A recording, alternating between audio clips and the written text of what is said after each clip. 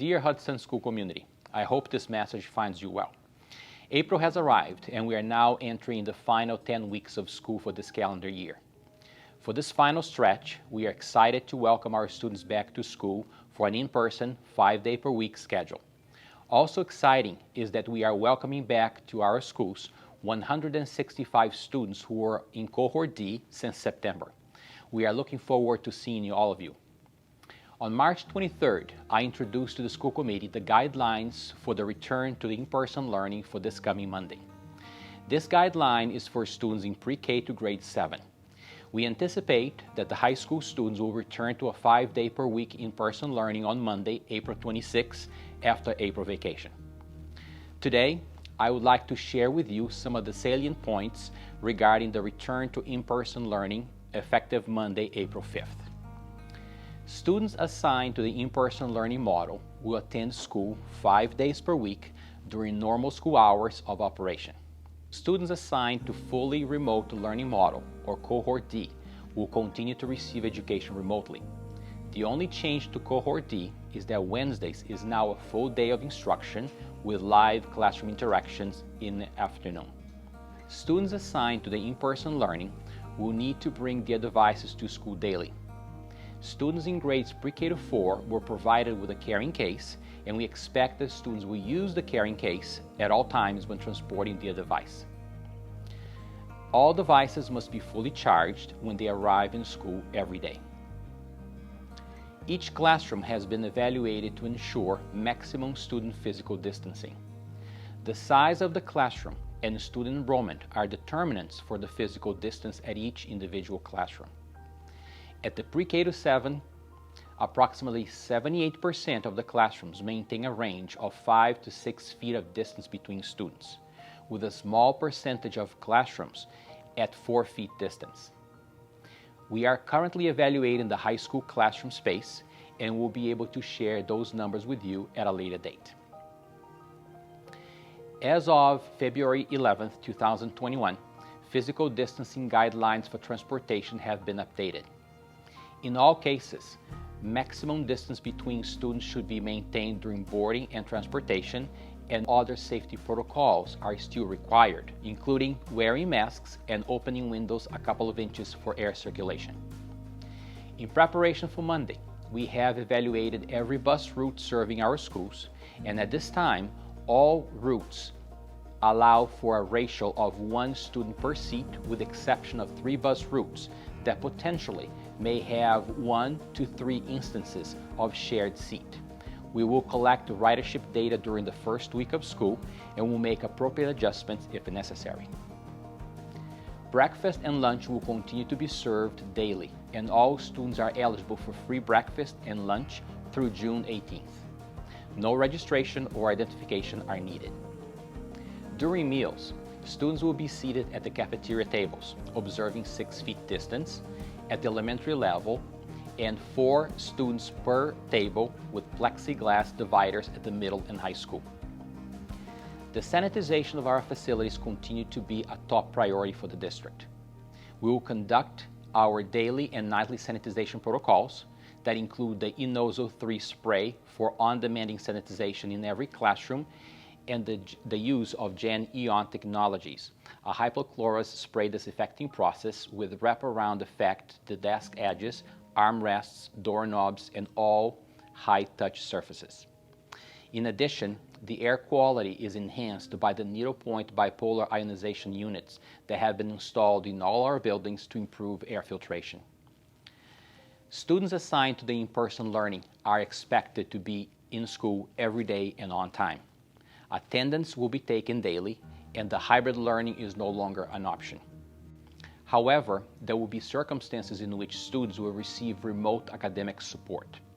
These exceptions are: if a student presents with symptoms associated with COVID-19 and is dismissed, the student will receive remote academic support until he or she has been tested and can return to school.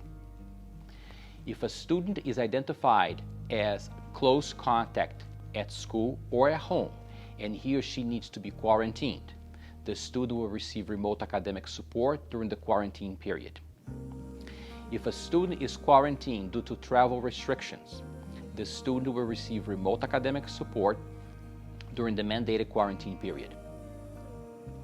Academic support will vary according to the school and/or grade level. Each building will evaluate the need of the student and will develop a course of action to engage the student while learning remotely.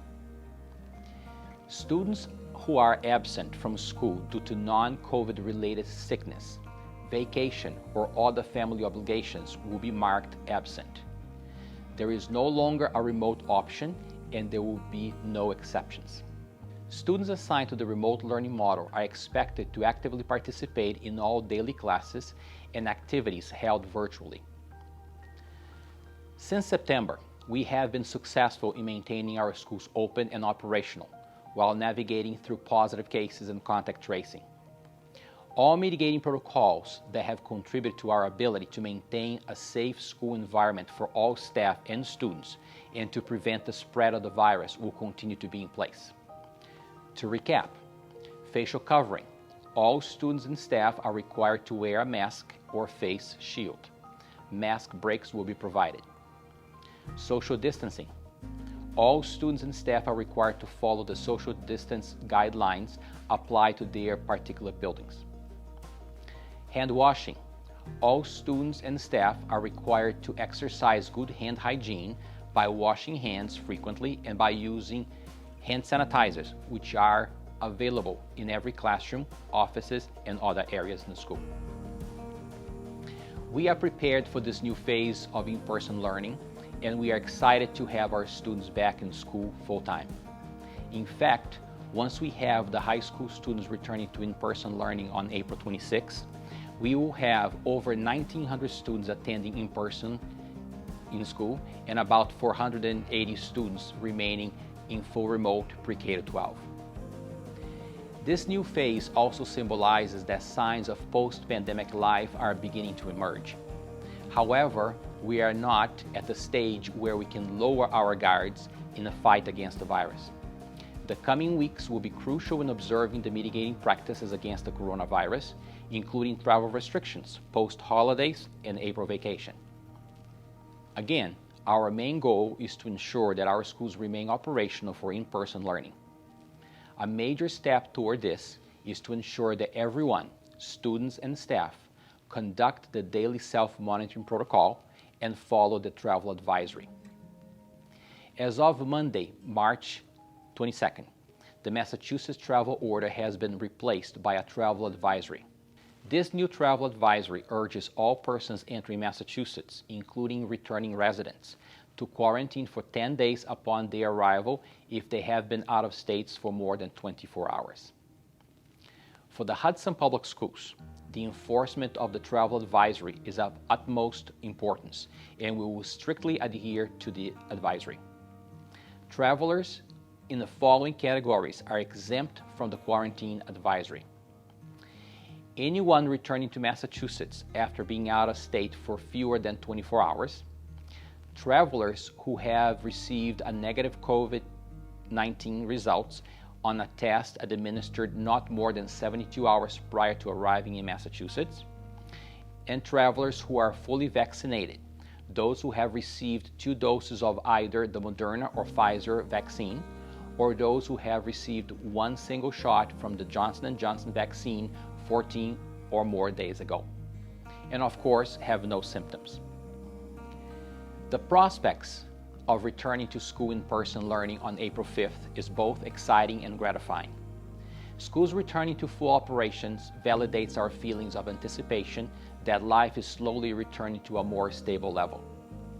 In August of 2020, when schools districts were tasked with developing 3 learning models, in-person, hybrid, and remote, the in-person model seemed a distant possibility as the COVID-19 pandemic continued to evolve and to cause havoc.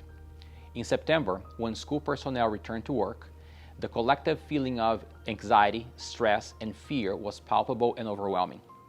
Yet, the single focus on how to duplicate classroom experiences virtually and how to create a learning community that could exist in all models was at the forefront for every educator. Today, The same educators are more confident and better equipped than ever before to welcome our students back to school and to embrace another transition. We have learned a lot in the past 12 months. We have evolved and have made adjustments as new information became available. We will embark in another new phase, and I expect that we will learn along the way and will make adjustments as needed. Thank you again for your patience, support, and partnership.